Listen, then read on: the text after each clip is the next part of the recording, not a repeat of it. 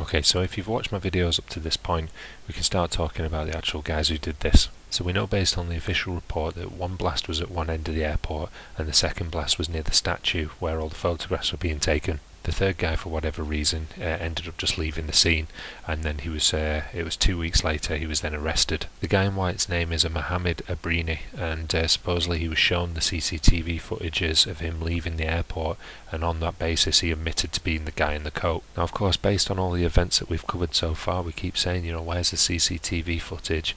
Or if there is CCTV footage, it's the poorest of qualities, or it's the furthest away, or something along those lines.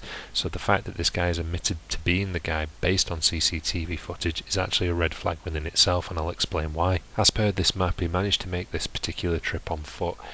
He's managed to do it within the time mentioned on Google Maps. And I'm not saying Google Maps is accurate because everybody walks at different speeds, but the point is he has made this very, very quickly, and it's the idea that the CCTV footage that they've got and they've released out to the public, they've got it so quickly in order to push this story that he managed to escape. And the thing is, even though he's going closer to a more popularised area, the centre of Brussels, they seem to have lost him. And that for me just seems odd. They've managed to track him from a less populated area and he's actually going towards the centre, and they've not been able to pick him up since, even though they're describing him as being distinctive because of the stuff that he's wearing. And the thing is the CCTV footage we got was actually quite good quality, but of course that's to push this story. If it was the similar quality to the CCTV we typically get in these events, then it'd be no good to the story. And this is it, it's that backwards way that in one hand they can get this footage no problem when they want to, but when it comes to the actual meat and bones of it, you never get it. Another strange factor to this particular third fella is that if you look at all the different news articles for him, there's a lot of focus on making the link between him and the France attack, the Paris attacks of 2015. So even though he is admitted to being this guy in the jacket, there actually isn't anything to say that he is being charged for this particular bombing or anything to do with it.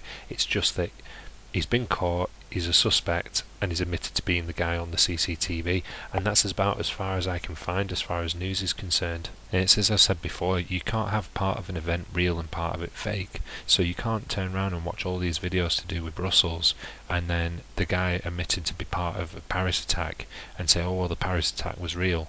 It can't be, it just can't be that way.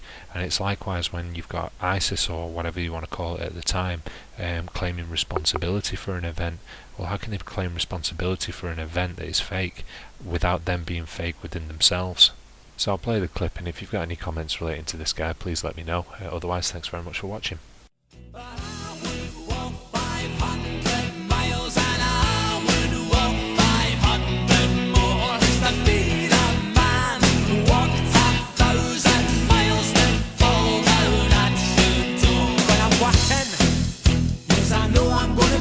I'm gonna be the man who's working hard for you.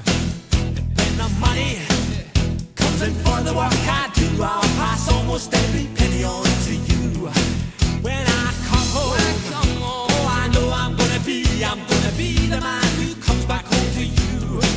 And if I broke, well, I know I'm gonna be the man who's growing over you.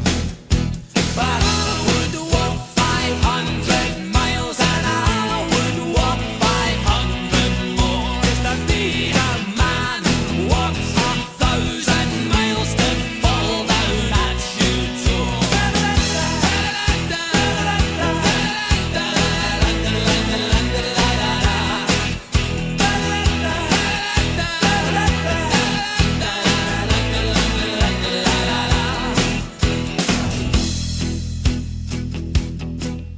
When I'm lonely, well, I know I'm gonna be the man who's lonely without you.